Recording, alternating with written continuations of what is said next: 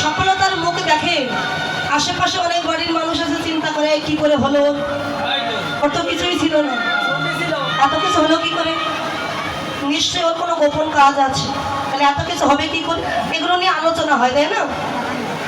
যে আমাদের হয় না, ওর হলো কি করে। এখন নিমাই চাঁদের এই সফলতা মানে অল্প বয়সেই পাণ্ডিত্য অর্জন করেছে, সারা নবদ্বীপের মধ্যে সেই হচ্ছে শ্রেষ্ঠ। তা কিছু কিছু ব্রাহ্মণগণ চিন্তা করলো নিমাই নাকি বড় পণ্ডিত, তাকে নিয়ে মতামতে আর সহ্য হচ্ছে না আমাদের। তখন বাবা সারা নবদ্বীপ বলুন আর নীলাচল বলুন, একজনই শ্রেষ্ঠ পণ্ডিত ছিলেন, যার নাম হলো সার্বভৌম পণ্ডিত। এই সার্বভৌম পণ্ডিত আর কেউ নয়, পূর্ব জন্মে ছিলেন দেবগুরু বৃহস্পতি, এই সার্বভৌম পণ্ডিত। কিছু কিছু ব্রাহ্মণগণ চিন্তা করলো সার্বভৌম পণ্ডিতের চাইতে কি নিমাই বড়, নিমাই কেমন পাণ্ডিত্য অর্জন করেছে, চলো আমরা সার্বভৌম পণ্ডিতের কাছে যাই। কি বললেন, হে পণ্ডিত মশাই, আপনাদের পাণ্ডিত্য আর বেশি দিন থাকবে না, আপনার নাম আর কেউ বলবে না। কেন, কি হয়েছে? ওই জগন্নাথ মিশ্রের বেটা আছে না নিমাই, আরে সেটা কি বড় পণ্ডিত হয়েছে, সেটা নবদ্বীপ তাকে নিয়ে খুব মাতামাতি করছে, সেটা কি বড় পণ্ডিত। আমরা আপনাকে নিতে এসেছি, আপনি বড় নাকি নিমাই বড়, আমরা পরখ করে দেব। আর সবাই চিন্তা করছে ব্রাহ্মণগণ যে সার্বভৌমর চাইতে নিমাই কখনো বড় হতে পারবে না, কেননা সার্বভৌম পণ্ডিতকে স্বয়ং মা সরস্বতী আশীর্বাদ দিয়েছিলেন।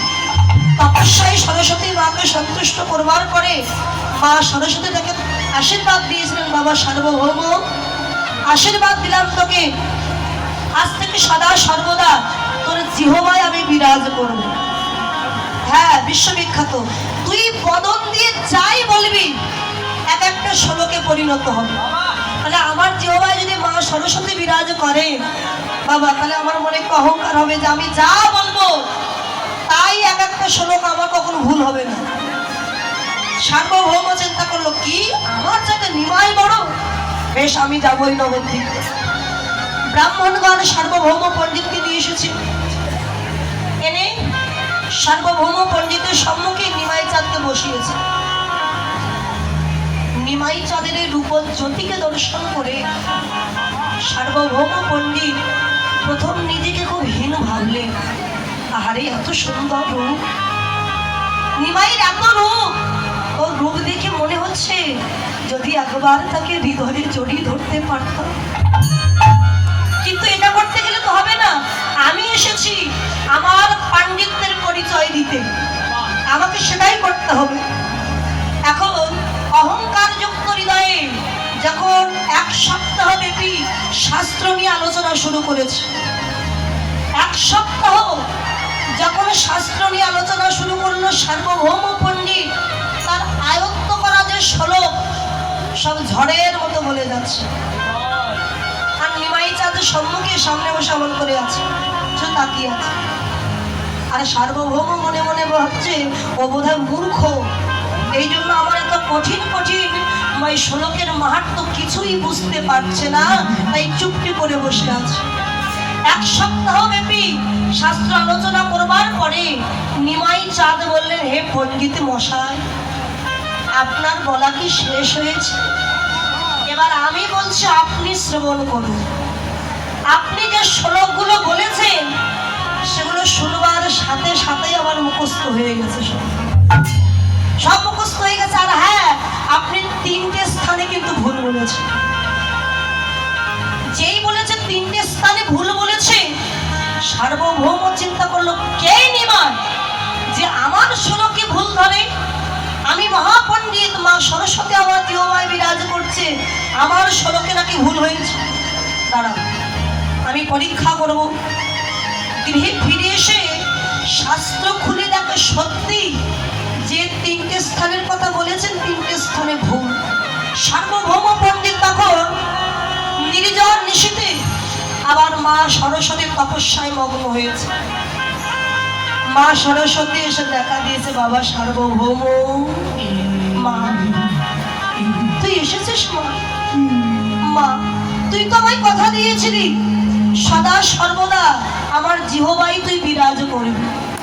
আমি যা বলবো গদন দিয়ে এক একটা শ্লোকে পরিণত হবে।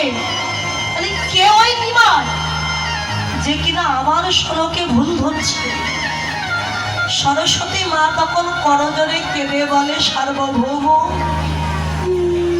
তুই যার সাথে গতকালকে শাস্ত্র নিয়ে আলোচনা করেছিস, শাস্ত্র যুদ্ধ করেছিস, অহংকার করেছিস, আমি যে তার সম্মুখে যেতে পারি না।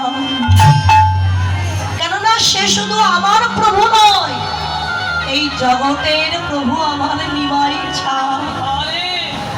সে যে জগতের প্রভু, আর আমি তার চরণের দাসী। আমি দাসী হয়ে প্রভুর সম্মুখে কি করে দাঁড়াবো বল? বাবা সার্বভৌম, তুই তো আমার পুত্রের মতো।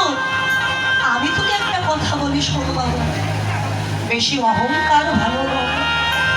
আমি তোর জিহ্বায় বিরাজ করেছি বলে তোর মনে অহংকার, হিতাহিতে জ্ঞান শূন্য হয়ে গিয়ে তুই ভগবানকে চিনতে না পেরে তার সাথে যে অহংকার করেছিস। যদি পারিস বাবা, আগামীকাল সকালবেলা গিয়ে আমার নিমাই চাঁদের চরণে গিয়ে তুই আশ্রয় নে।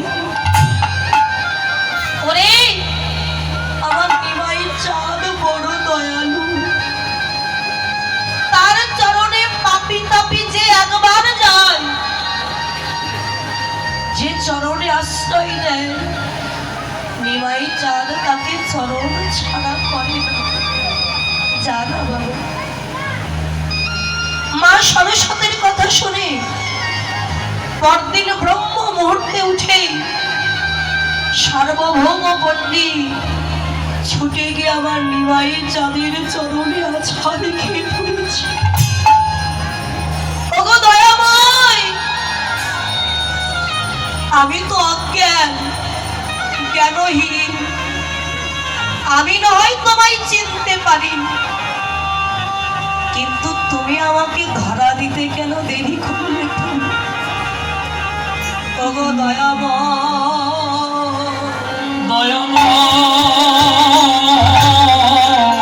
আমি যে অহংকার করেছি তোমায় চিনতে না পেরে, আমি তোমার ওই চরণে শরণে নিলাম। আমার অহংকার তুমি চূর্ণ করে দাও প্রভু।